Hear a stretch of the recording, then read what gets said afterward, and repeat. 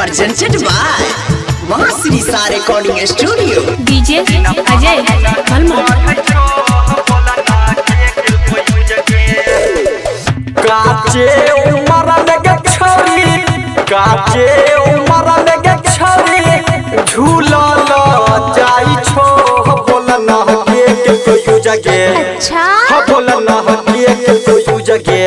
दिन मारा दिन बाधे छो बोलना के कोई जगे दिन मारा दिन बाधे छो बोलना के कोई जगे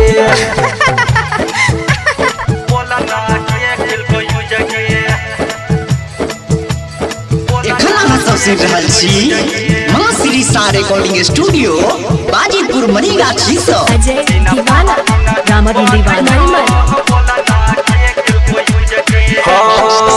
पहले न रही गए हना अब छी ही गए हना बोलना पर पोटी पर लागल कौके मोहर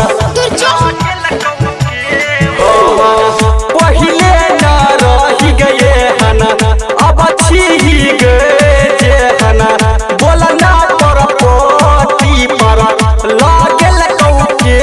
मोहर काचे उमर लगे छौरी काचे उमर लगे छौरी झूला ला जाई छो बोलना के कहियो जगे अच्छा बोलना के कहियो जगे दिन पर दिन बाधे छो बोलना के कहियो जगे दिन पर दिन बाधे छो बोलना के कहियो जगे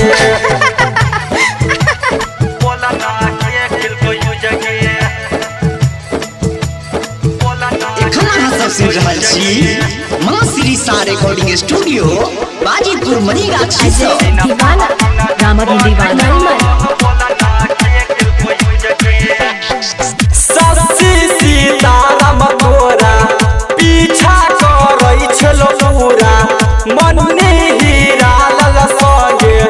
मजा लै छलहि गे पूरा सस्सी मुकेश गे तोरा पीछा करै छलो पूरा अनिल रंजित संगे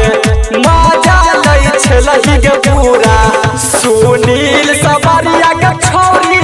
सुनील सवारिया गे छौरी केला कौ तोरा यू जगे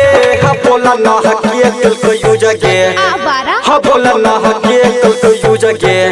दिन मारा दिन बाधे छो बोलना के कहियो जगे दिन मारा दिन बाधे छो बोलना के कहियो जगे